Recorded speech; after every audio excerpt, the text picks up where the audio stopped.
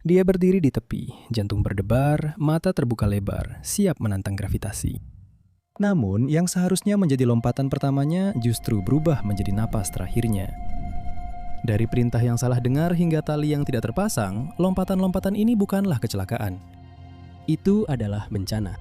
Seperti biasa, penonton disarankan berhati-hati. Pada Agustus 2015, Vera mendaftar untuk perjalanan petualangan bersama perusahaan tur Belgia di Spanyol Utara.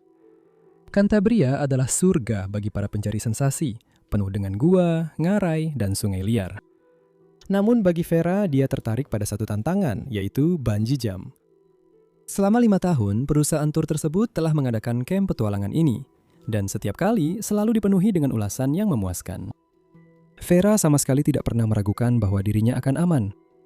Pada tanggal 10 Agustus, setelah seharian penuh beraktivitas, Vera dan teman-teman barunya bertemu dengan para instruktur bungee di jembatan. Udara malam mulai terasa sejuk, tapi rasa antusias semakin meningkat. Sebagian besar anggota kelompok adalah pemula yang belum pernah mencoba bungee jump sebelumnya. Remaja seperti Vera dan juga dari berbagai usia lainnya. Vera sangat bersemangat. Itu juga pertama kalinya bagi Vera, dan dia tidak bisa berhenti memikirkannya sepanjang perjalanan.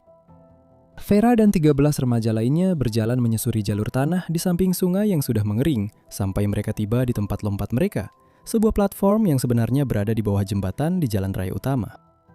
Satu persatu, para remaja dan 5 pemimpin mereka menggunakan tali untuk memanjat ke bawah jembatan. Mereka duduk di lengkungan penyangga, kaki menggantung di bawah mereka saat pemandu mulai menyiapkan lompatan.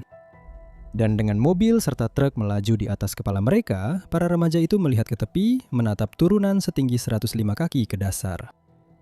Bagaimana perasaanmu pada titik ini? Takut? Bersemangat? Mungkin campuran keduanya. Vera merasa gugup saat para instruktur bungee menjelaskan bagaimana lompatan itu akan dilakukan, tapi dia mempercayai para pemimpinnya dan instruktur-instrukturnya. Vera melihat saat teman-temannya satu persatu dipasangkan ke jembatan, tali bungee melilit di pergelangan kaki mereka. Dia bersorak saat mereka dengan berani melompat turun sebelum memantul kembali ke udara, yang mungkin membuat sarafnya jadi lebih tenang. Dan sebelum dia menyadarinya, tiba giliran dia untuk melompat. Dia adalah orang terakhir yang menunggu di atas platform. Salah satu pemandu, seorang pria muda asal Spanyol, memasangkan harness pada Vera. Dia mengencangkan setiap tali dan memeriksa setiap pengait. Setelah semuanya siap, dia mengaitkan tali bungee ke tubuhnya. Tapi disinilah semuanya mulai berantakan. Pemandu muda itu menatap wajah Vera dan berkata, "Jangan lompat." "Ini penting, jangan lompat." Dan semua orang pun terkejut ketika Vera berjalan ke tepi dan melompat. Vera terbang dari jembatan dan meluncur ke tanah, menunggu pantulan yang akan menyelamatkannya. Tapi tali bungee-nya tidak terpasang ke jembatan, tidak ada pantulan sama sekali. Tawa Vera berubah menjadi jeritan di detik terakhir itu saat dia menyadari bahwa tidak ada jalan keluar. Tanpa apapun yang menahan jatuhnya, Vera terjatuh ke dasar sungai yang kering di bawah. Meskipun dia mengenakan helm, kecepatan Vera terlalu tinggi. Dia meninggal seketika saat tubuhnya membentur tanah. Pemandu wisata memanggil petugas medis, tapi sudah terlambat. Tidak ada yang bisa mereka lakukan. Apakah kamu sudah tahu apa yang terjadi? Karena pengadilan butuh 2 tahun untuk akhirnya mengetahui apa yang salah malam itu. Masalah utamanya adalah instruktur bungee itu kemampuan bahasa Inggrisnya sangat buruk dan aksen Spanyolnya sangat kental. Ketika dia berkata no jump, Vera mengira dia berkata now jump. Jadi itulah yang dia lakukan. Untuk 2 orang yang tidak berbicara bahasa Inggris agar bisa saling memahami, pasti ada beberapa hal yang hilang dalam terjemahan. Tapi bagi Vera, 2 kata itu membuatnya kehilangan nyawa. Tapi itu bukan satu-satunya kesalahan hari itu. Vera baru berusia 17 tahun saat dia melompat. Peraturan melarang instruktur mengizinkan anak di bawah usia 18 tahun untuk melompat, tapi mereka tidak mematuhinya. Tidak ada seorang pun di platform hari itu yang memeriksa identitasnya atau menanyakan apakah dia sudah mendapat izin dari orang tuanya. Selain itu, melompat dari jembatan jalan raya di Spanyol adalah ilegal, dan rombongan tur itu tidak memiliki izin apapun. Pada akhirnya, para instruktur asal Spanyol itu ditangkap dan diselidiki atas tindakan kriminal. Sungguh tragis bahwa sebuah frasa sederhana sudah cukup untuk mengantarkan Vera menuju kematiannya. Hal ini mirip dengan apa yang terjadi pada Yesenia Morales Gomez pada Juli 2021. Yesenia berdiri bersama pacarnya di sebuah viaduk di Kolombia Utara. Pengacara berusia 25 tahun itu siap untuk berpetualang. Itulah sebabnya dia dan pasangannya berkendara 1 jam dari rumahnya di Medellin untuk melakukan lompatan tersebut. Meskipun bungee jumping di Kolombia masih cukup baru pada saat itu, Yesenia sangat ingin mencobanya. Sky Bungee Jumping. IMAGA telah mengawasi lebih dari 4.000 orang yang melompat dari jembatan setempat. Banyak orang memuji pengalaman mereka. Itu adalah waktu yang tak terlupakan. Dalam satu momen, kamu terjun bebas dari jembatan dengan kepala lebih dulu. Di momen berikutnya, tali bungee yang terikat di pergelangan kakimu menarik kembali dan menyelamatkanmu dari air yang berada 164 kaki di bawah. Saya pernah dengar bahwa bungee jumping adalah salah satu olahraga ekstrim yang paling aman untuk dicoba. Dengan hanya 1 kematian dari setiap 500.000 lompatan yang secara statistik terdengar aman. Yesenia dan pacarnya bergabung dengan 90 pelompat lainnya hari itu. Semua orang sudah siap untuk melompat dari jembatan. Saya yakin beberapa dari mereka mulai ragu setelah melihat betapa jauhnya dasar di bawah sana sebenarnya. Mungkin Yesenia juga begitu. Hanya beberapa orang yang pernah mencoba bungee jumping sebelumnya, tapi sebagian besar baru pertama kali mencoba olahraga ini.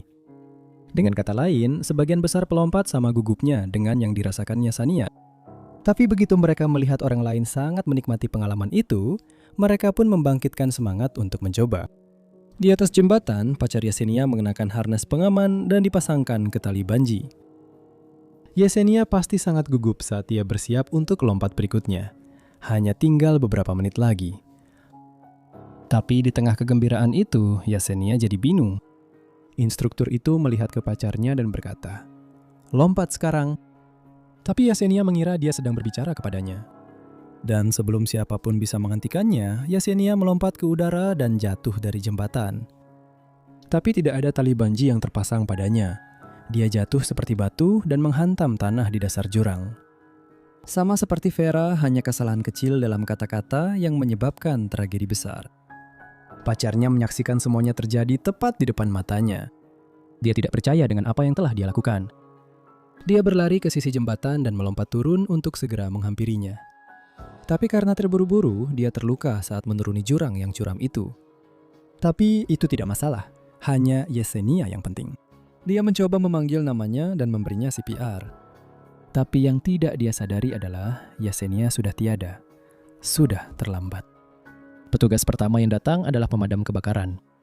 Setelah melihat bahwa Yesenia sudah tiada, mereka memberikan pertolongan pertama kepada pacarnya. Tapi mereka tidak bisa mengobati patah hatinya saat dia melihat cinta sejatinya dibawa kembali ke rumah sakit. Namun di rumah sakit, di sanalah mereka mengetahui penyebab sebenarnya kematian Yesenia. Alih-alih meninggal karena benturan, Yesenia pasti menyadari saat jatuh bahwa dia tidak memakai tali. Dan dalam kepanikannya, dia mengalami serangan jantung dan meninggal. Bukankah itu menyedihkan? Saya tidak tahu apakah ada yang bersalah di sini dan pengadilan pun setuju. Itu hanya satu kesalahpahaman, tapi itu sudah cukup untuk merenggut nyawa seorang wanita muda. Keputusan untuk melompat sendiri bisa menakutkan. Itulah sebabnya Céline Desauté menemukan solusi yang luar biasa. Dia tidak harus melompat sendirian. Pasangan Céline, Guillaume, setuju untuk melompat bersamanya. Mereka bisa melakukannya bersama-sama, dan mereka bahkan tidak perlu pergi jauh. Hanya 20 mil dari rumah mereka di kota kecil Audington, Prancis, sebuah perusahaan bungee menawarkan lompatan tandem untuk 2 orang sekaligus. Sekarang Céline bisa melakukan lompatan terbesar dan dia bisa melakukannya bersama pria yang dia cintai. Itu adalah solusi sempurna untuk masalahnya. Dia bisa menaklukkan rasa takutnya dan menciptakan kenangan yang akan membuat mereka berdua semakin dekat. Dia bahkan bisa memiliki cerita untuk diceritakan kepada putranya yang berusia 6 bulan ketika dia sudah besar nanti. Sebuah cerita tentang ibunya yang penuh petualangan dan lompatan cintanya. Setidaknya itulah harapannya. Pada hari Minggu 28 Juni 2015, Céline dan Guillaume menempuh perjalanan 45 menit ke lokasi bungee.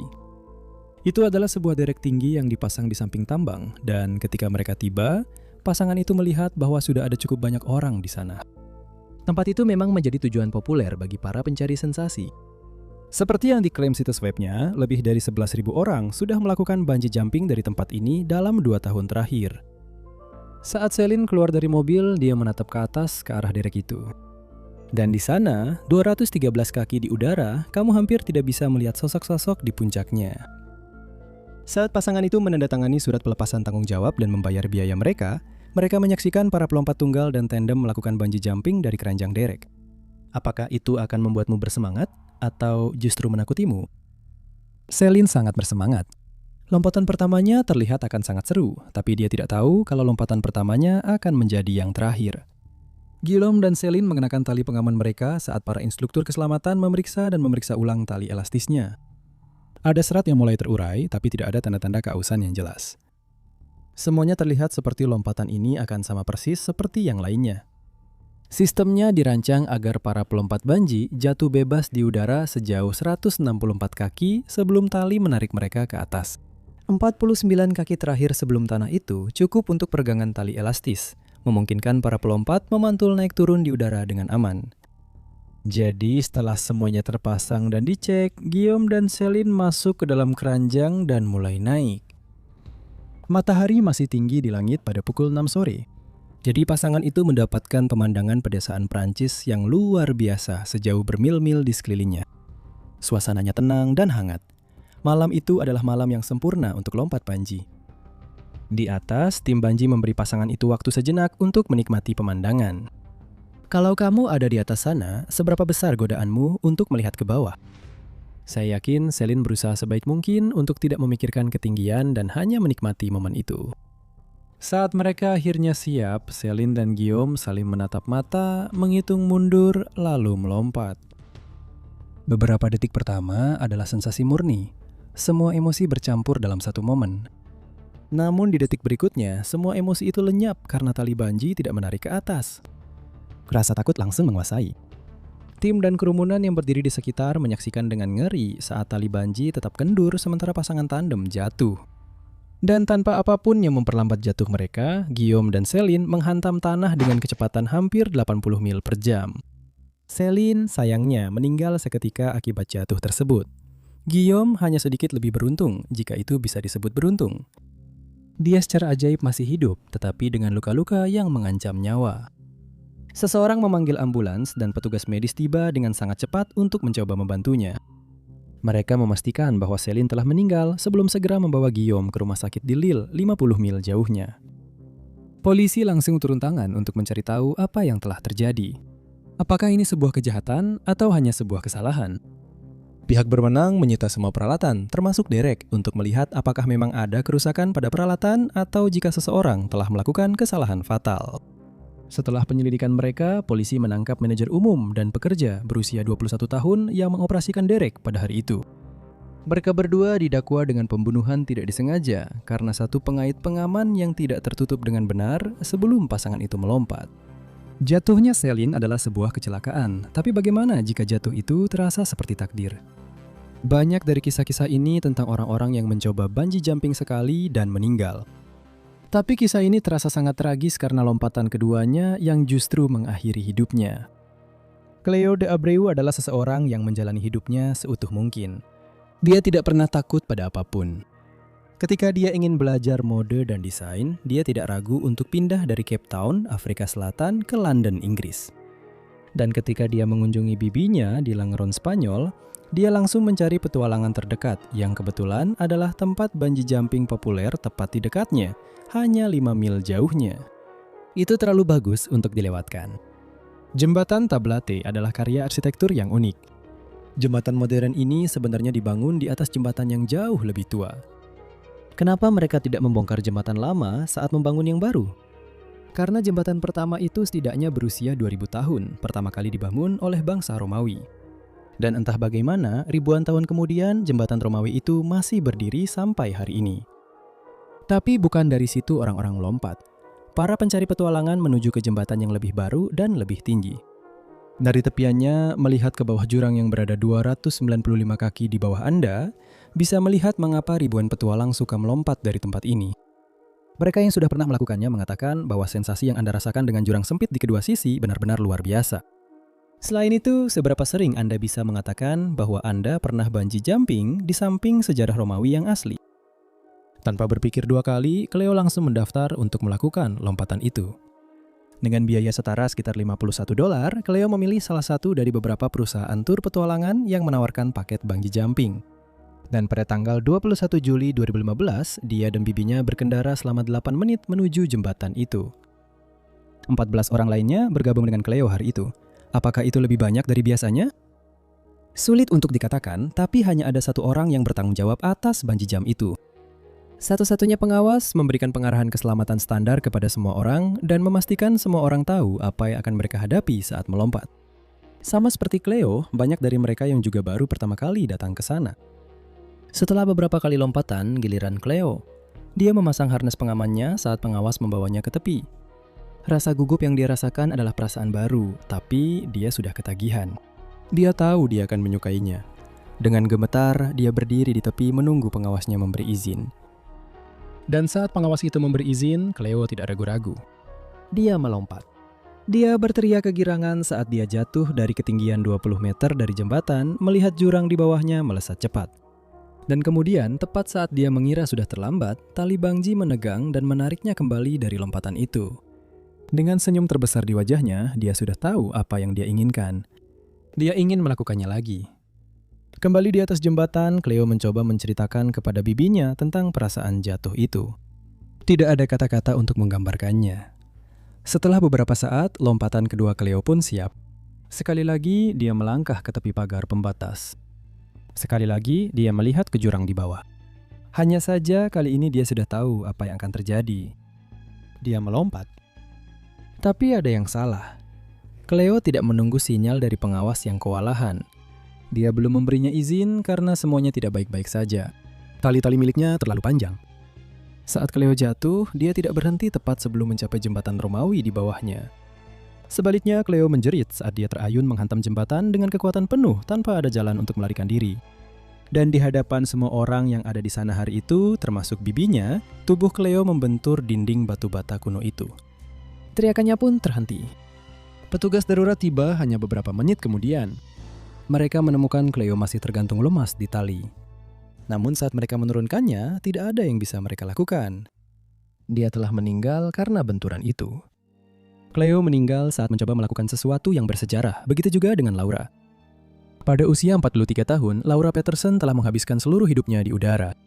Orang tuanya adalah pemain sirkus, dan dia tumbuh besar seperti mereka. Berayun di trapez, berjalan di atas tali, membuat hal yang mustahil terlihat mudah. Dia tidak kenal takut dan sangat berbakat.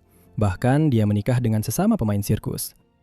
Jadi ketika panitia Super Bowl 32 menginginkan aksi menakjubkan untuk menutup pertunjukan turun minum mereka menghubungi timnya. Pertunjukan bungee dengan 16 orang sesuatu yang liar, sesuatu yang tak terlupakan. Hanya ada satu hal kecil yang berbeda. Laura belum pernah melakukan bungee jumping sebelumnya. Tetapi sebagai seorang pemain sirkus, dia akan menambah satu lagi keahliannya untuk menjadi bagian dari momen bersejarah dalam dunia olahraga ini. Laura, suaminya, saudara perempuannya, dan 13 orang lainnya setuju untuk tampil. Dan mereka menyiapkan sebuah pertunjukan yang sempurna untuk TV maupun penonton langsung. Seminggu menjelang pertunjukan, tim bekerja keras untuk menyempurnakan rutinitas mereka. Berjam-jam dihabiskan untuk menyesuaikan waktu dengan musik dan mengordinasikan lebih dari selusin orang dengan tali bungee. Jadi pada Kamis malam 23 Januari, semua orang merasa lelah tapi bersemangat. Setelah bertahun-tahun bekerja di sirkus, Laura sudah terbiasa tampil di depan kerumunan. Tapi ini adalah pertunjukan terbesar dalam hidupnya. Dia pasti merasa sedikit gugup, bukan? Kamu juga akan merasa begitu, kan? Di dalam stadion, semua orang penuh semangat. Ratusan orang, musisi, penari, kru teknis, bahkan anak-anak, menyaksikan para penampil berlatih. Di atas balok langit-langit, 100 kaki di atas tanah, Laura berdiri di atas platform kecilnya. Dia memeriksa klipnya, menarik tali, dan menarik harnessnya. Dia juga mengenakan penutup kepala, tapi tidak langsung jelas apakah itu bagian dari kostumnya atau sebuah helm. Semua aman. Lalu dia menarik napas dalam-dalam dan melompat. Pantulan pertamanya sempurna. Tali bungee meregang dan memantulkannya kembali ke atas seperti seharusnya. Pantulan keduanya berjalan mulus. Semuanya masih terasa baik-baik saja. Tapi pada jatuhan ketiganya ada yang tidak beres. Laura tidak memantul kembali seperti seharusnya. Dia hanya jatuh dan dia membentur tanah dengan keras. Tubuhnya memantul seperti boneka kain, tapi dia tidak bergerak. Suami dan saudara perempuannya berteriak lalu bergegas menghampirinya. Para petugas medis juga tiba berusaha menyelamatkannya. Mereka melepas pelindung kepalanya dan saat itulah mereka melihat cederanya.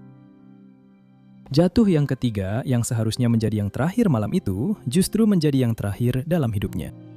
Laura tewas seketika saat benturan terjadi. Di dunia hiburan, mereka bilang pertunjukan harus tetap berjalan. Penyelenggara Super Bowl diam-diam menghapus aksi Bungie dari pertunjukan. Tapi Laura lebih dari sekedar pertunjukan.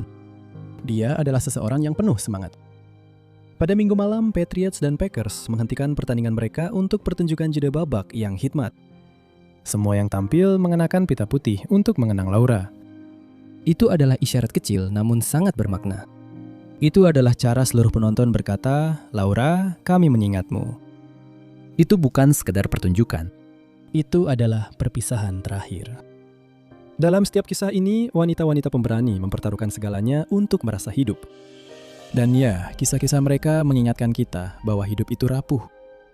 Tapi saya percaya mereka tidak hanya memberitahu kita untuk hidup dengan berani. Mereka menunjukkan kepada kita bagaimana caranya. Ingin mendukung channel ini? Bergabunglah untuk mendapatkan keuntungan eksklusif. Terima kasih sudah menonton dan sampai jumpa di video berikutnya. Tetap berani dan hiduplah dengan keberanian.